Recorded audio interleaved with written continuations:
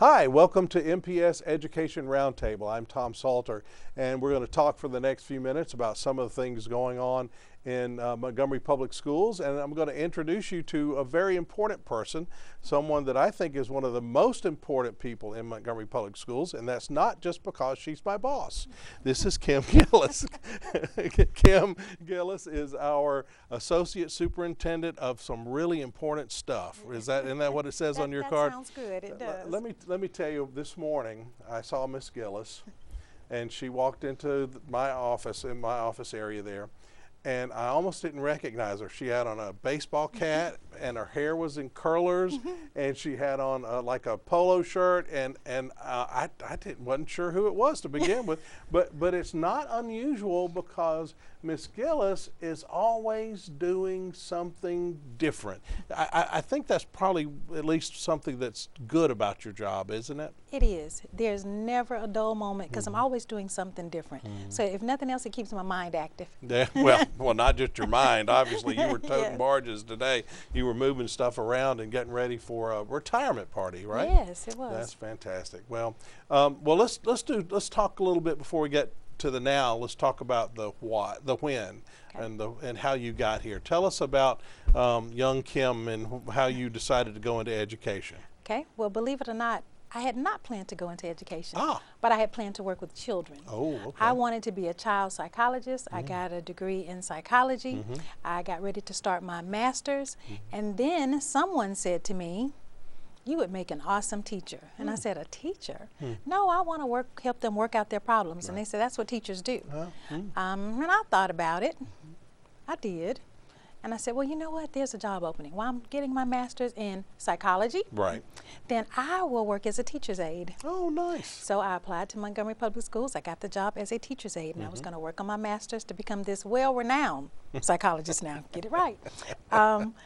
But as I started working with kids, and I really taught reading to children, and watching them grow and learn, I thought, ew, what are my parents going to say now that I have that psychology degree and I'm not going to use it?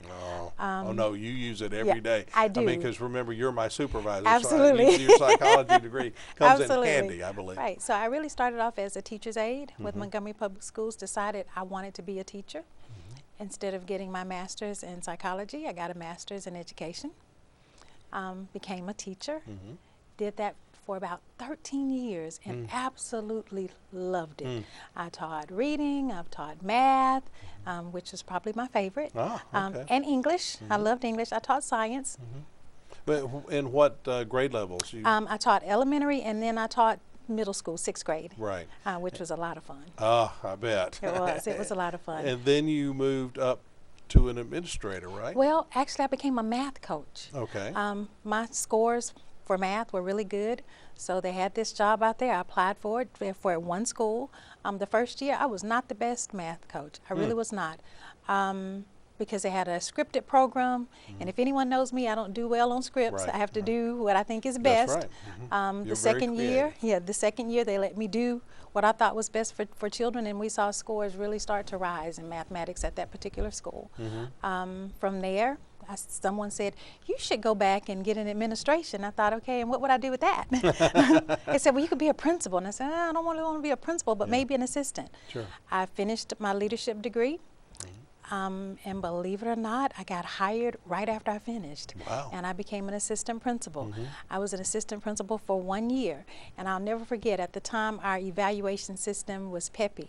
And we were in the conference, and I was a new assistant principal learning how to evaluate teachers. And I was so excited.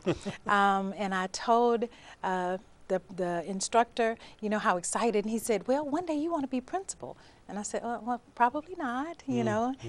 So he asked a question. He said, if there's anyone in this room thinks that they could be a principal in 1 year, raise your hand. Everybody in the room raised their hand except for me. Wow, okay. And he said, well, why not? I said, only a fool would do that because you haven't learned enough. Sure. Well, the next year I was the principal of the school. I was the principal of the school. And I thought, are you nuts? But it was fantastic. I've been a principal at 2 different schools, one magnet and one non-magnet, Right. and that was awesome. You were at Floyd and Floyd Middle Magnet and then Johnny Carr. Johnny Carr. That's Yeah. right. Right. I'd Right. forgotten about Carr. And then I decided, I saw this posting about a personnel specialist in human resources, and I love rules. I'm a rule girl.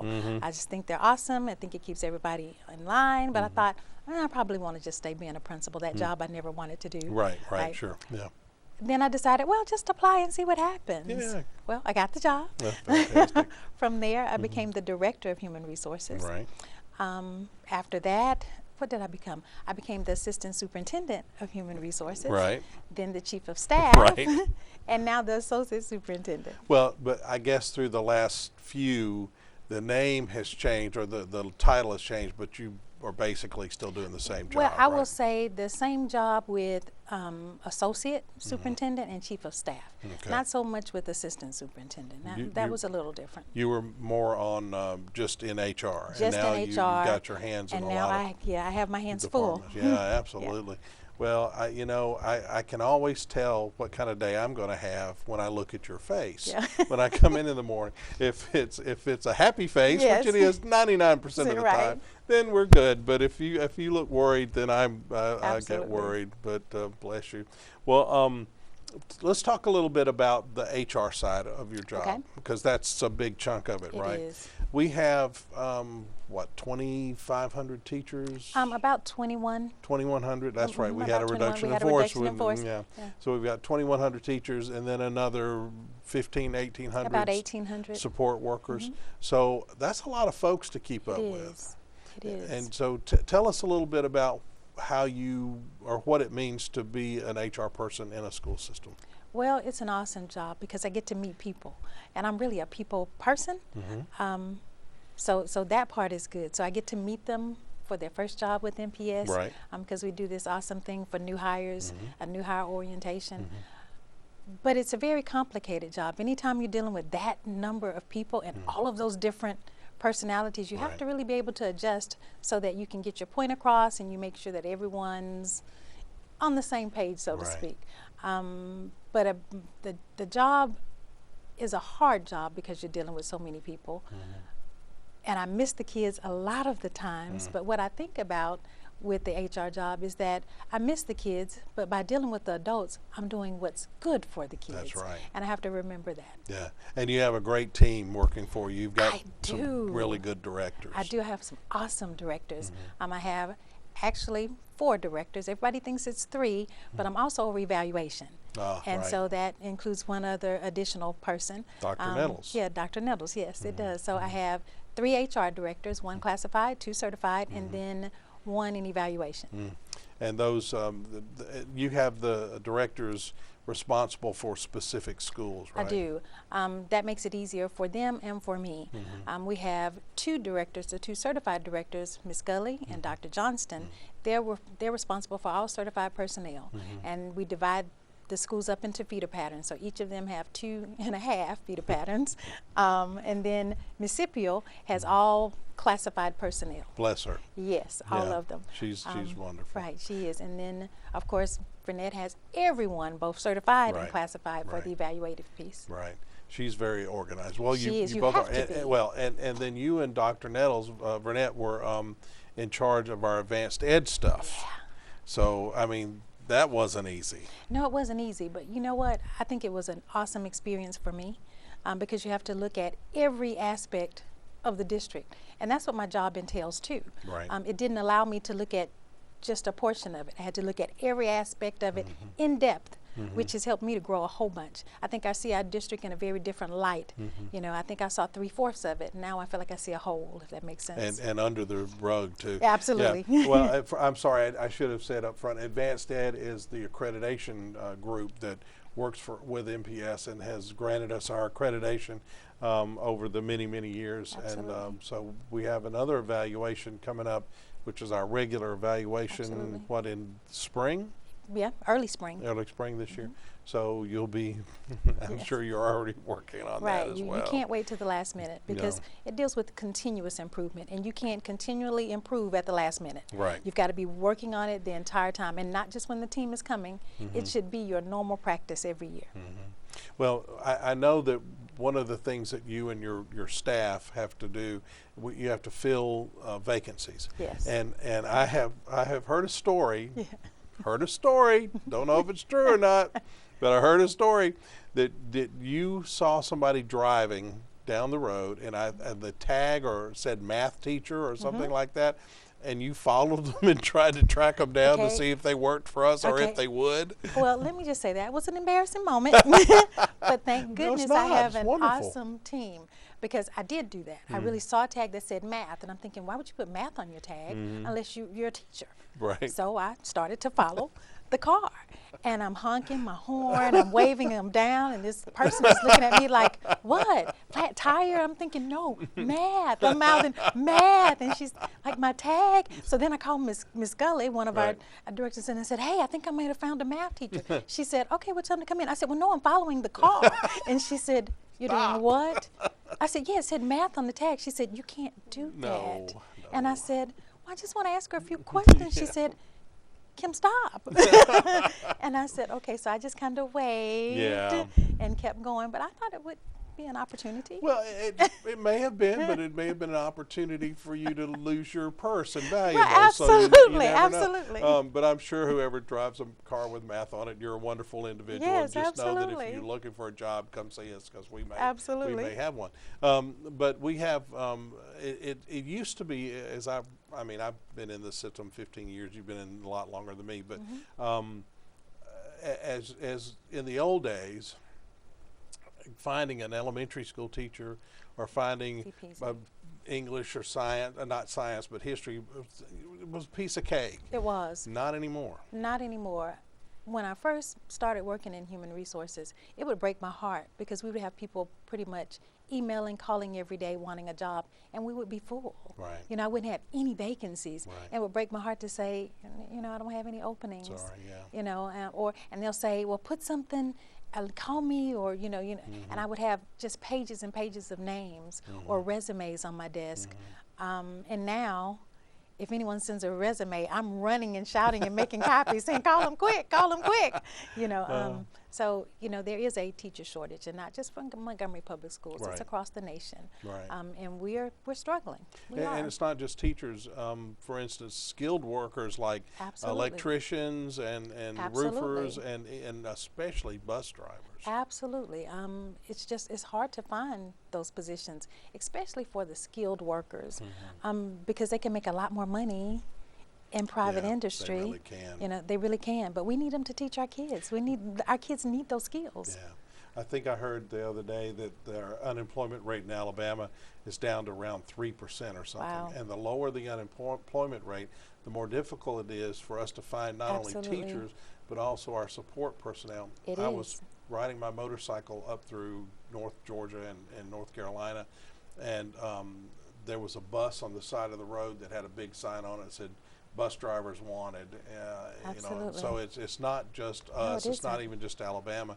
It's one of those things. But it's a great job. I did it when I was 16. Really? Yes, I did. I was a bus driver when I was 16 at T.R. Miller High School in Bruton, Alabama. That's member awesome. FDIC, and we had it was a great job. And for now, they don't let 16-year-olds drive anymore. Right. But insurance and holidays and all kinds of good stuff. So if you have any interest in that, we'd love to talk to you. Yes, call me.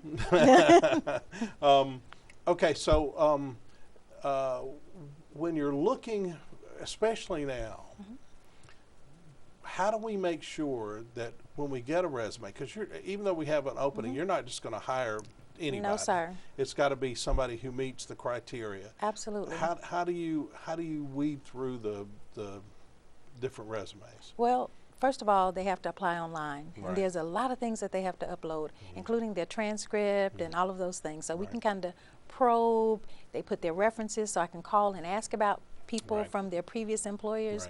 Right. There used to be a whole bunch of them, and it would take hours and hours and sometimes days. But now with the few that we have, really it's just calling and checking, making sure that they have a clear background, looking at their transcript to make sure if you want to be a math teacher that you make good grades in math. Right. Our kids deserve great teachers. Absolutely. They do. I'm not someone who barely made it by, Right. because how can you help our kids if you struggled in that Right. subject? So we look at those things, and then we actually have a little screening process. You know, you come down and you meet us and you kind of talk to us. That gives us some insight. Looking at different things in your background to make sure that you actually can get a teaching certificate if you don't already have one, and even if you have one, to make sure that it's a clear certificate. Then we actually send them through the hiring process wherever the opening is. If it's a teaching position, then letting them know, for example, there's an opening at this elementary school, and send them to the principal, and the principal has their team and they interview them and then decide, is this a good fit for my school? But the process for becoming a teacher has changed a lot. Yeah, I it remember has. back in the day, I didn't get my teaching certificate, but if all I would have had to do is just minor in education, Right, and then do a little practice teaching, right. and I'm in. No, But not you can't do anymore. that anymore. No, no, Talk a little bit no, about the not process. at all. Well, most people go through a traditional education program. Right. But even if you don't and you get certified alternatively, then you've got to take a praxis test in whatever field. Okay, And- what is that? Okay, this is a test to see that you're skilled enough to teach whatever that subject is, and it's different subject areas. If you want to be a math teacher, you take the math praxis test. If you want to be an English teacher, it's that, and it's really specific about whatever that subject content knowledge is, to make sure you have that content knowledge. Even before you can do student teaching, colleges and universities make sure that you've taken the praxis test and you have passed it first. Many people can't pass the praxis. It's a difficult test, so it's not something you just go in and mark all C's and you're in. Yeah, Doesn't right. quite work like that. Right. They also have a basic skills test as well to make sure you can read and write and do basic math across the board, because when you're teaching, although you might be an English teacher, you've got to be able to do some other things as well. Right. You've got to be able to grade papers, so you've got to be able to read them and make sure that the kids can write well, Right. and just basic math things, calculations and things like that. So the coursework is rigorous, and it is. The testing is rigorous. Not many people like to take tests. No. Most people don't wake up and say, woohoo, let's go find a test to take. And No. not all people are good test takers. Right. Even if they're really smart people, they have testing anxiety. But that is a big part of it. It really is. Well, and also there's some really smart people who may have PhDs or MOUSEs or whatever it is Right. behind their name, but they may not be great teachers. Absolutely. And so especially when you're talking about K-12. Absolutely. Because in college, you're there because you want to be, or because Right. your mama and them or whoever Yeah. came up with the money, or you got the Right. loans. But you're there for a purpose, but a lot of our kids, we have to have some motivation as well as knowledge. Absolutely. And that's one of the things we look for.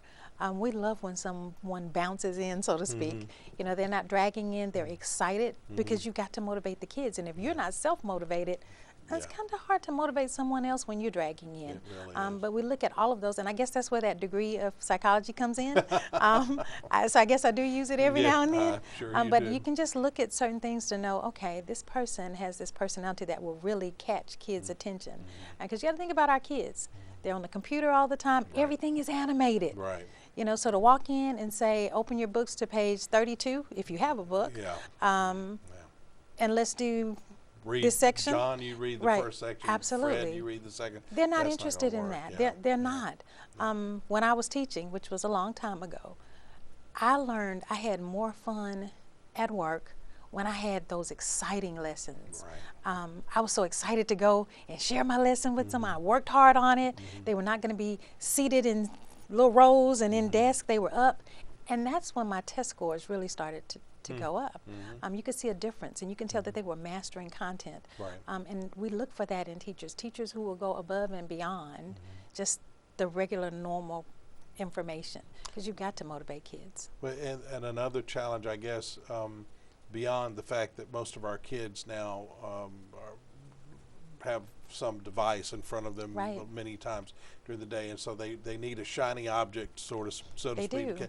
But also, and I don't know that this is unique to us, but in our case, we have students who come to school who are at or above grade level. They start kindergarten, they're reading kindergarten, they're reading on the 2nd grade level when they walk in. But then we have some who've never held a book. Absolutely. Who've never had a story read to Absolutely. them. Some of them don't even know their real name because they've been called Junior or Bubba or something all their lives.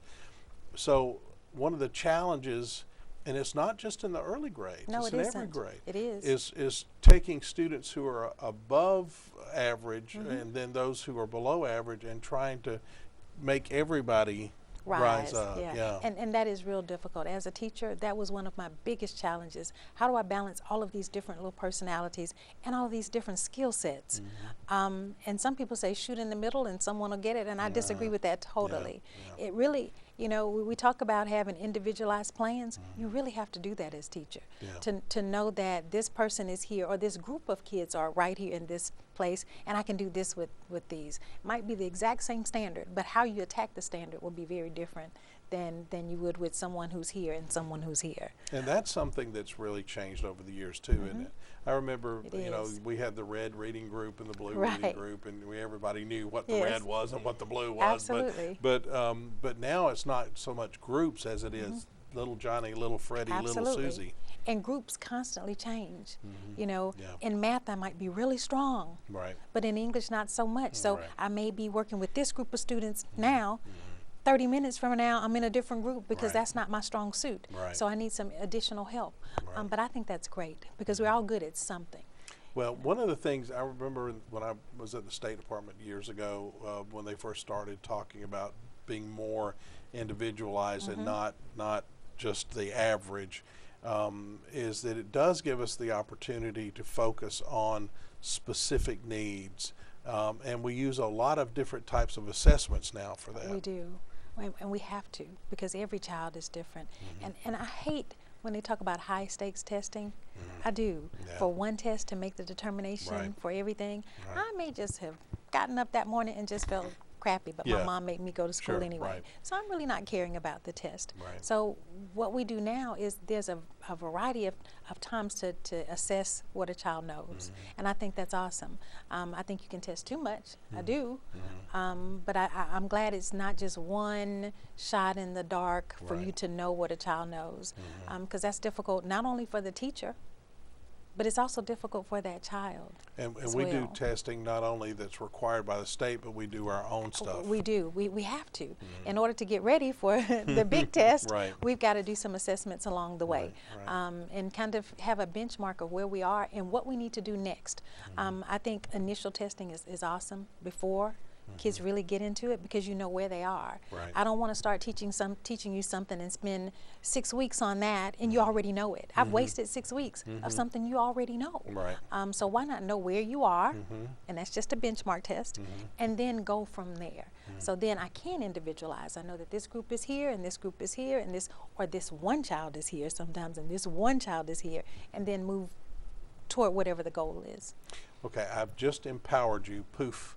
You are now the grand poobah of all things education. Okay. All right. Nate, tell me 3 things you would do to improve education, not just in Montgomery, but 3 things you would do to improve education. First of all, I would make sure that every classroom had an awesome teacher. I think that's where it starts. And with the teacher shortage, I think that's understandable, because when a child walks in a classroom and there's a sub, and next week there's a different sub, you know, that's hard. So to improve education, first of all, to make the field back attractive, I think would be very helpful. Then what else would I do? I like being the grand poobah. I really do. Well, I'm glad I could help you out. I really do like being the grand poobah. What about funding and resources? Would you do anything? You know, that's important. But I still think, you know, that the first thing that I said, I think it's a little more important. I know you have to attract people, and sometimes funding will do it. But not always. People want to love their job as well. If I like where I'm going, so I guess I would do something to that effect to make teaching so attractive that everyone would want to be a teacher. At least the right everyone's anyway would want to be a teacher. Well, I was just thinking, you know, we pay football coaches millions of dollars a year. Absolutely. And I'm not saying they don't earn it. That's not my point. But my daughter's a paramedic, and she makes less than a lot of people who are like work at a grocery store. Right. And so I just think we need to, somebody, Grand Poobah, needs Right. to sit down and come up with Right. a salary scale that's based on the importance of your job. And as a agree with teacher, what does a starting teacher make? And about 40. Yeah. About 40. But let's think about this. Teachers create all of the other professions. That's right. But they're the least paid. And I Yeah. think that's so unfortunate. Yeah. Teachers help doctors to become doctors. Sure. Doctors make a lot more money than teachers. Yeah. You know, like I said, if I was the Grand Poobah, that would fit in there. It wouldn't be Right. number one. I understand. But it would be in the top 3. Okay. It would definitely be in the top Yeah. 3, probably 2 or 3. Yeah. But I think they deserve to be paid well. I do. And when I say teachers, I really do mean all educators, Right. but especially teachers. Yeah. They're on the ground every day working hard with our kids, and some cases are difficult. They are, and our good teachers, a lot of them work 10, 12 hours a They day. do. They don't stop when the bell rings at the end of the day. Absolutely. They're doing work beyond, and they reach into their own pockets They and do. bring out money They do. for kids who need it. And I think that for our bus drivers as well. I Right. couldn't drive a bus. I really couldn't. First of all, because I don't know if I could stay focused without looking at all the kids behind me. Now, I did used to drive a bus pretty much. I had a very big truck, Oh, okay. and it looked like a bus. But to do that every day, I think you need to pay those people well. Yeah. I think everyone, like you said, we should look at salary schedules and pay people what's appropriate. And I understand about funding, and I know how we're funded just in Montgomery. But I think teachers and educators, because they create all of the other professions, Right. they support all of the other professions, the salary should be stronger. Well, we've got just about a minute and a half, so I want to ask you another question. Okay. 2 actually. What's the worst part of your day? The worst part of my day, when someone gets in trouble. Since I work in HR, you know, someone told me once when I was a principal, why would you want to be the HR person? Your heart is too big for that. You have a soft heart for every right, person. right. I do have a soft heart, but I'm also a rule girl. If it's the rule, it's the rule. But you can make people follow rules with a soft heart. Absolutely. That's good. And that's what they say. They said when we're in there and you're telling us that this bad stuff is going to happen, you're just smiling. Well, because I don't take that personally, because Right. it's not a personal attack on you. I have to address the behavior. Right. You know, I am the superintendent's designee as far as that is concerned, and I can't want your job for you more than you want it. That's correct. That's And I correct. do have a soft heart, and I Right. know I have a big heart. I used to think that was good, and sometimes it's not so Well, good. it is good. And I tell you what we'll do, we'll have to save my next question to the next time you come back, Okay. which is what's the best part of your day. So we'll address that next time. Kim Gillis has been our guest today, and we really appreciate it. Hopefully you've gotten a little insight into not only what she does, but also into the world of MPS. There's a lot more than just picking up a kid on a bus, taking him to school, feeding him lunch, and then sending him home. Thanks for joining us today, and we hope you'll come back again sometime. Have a great day. Bye-bye.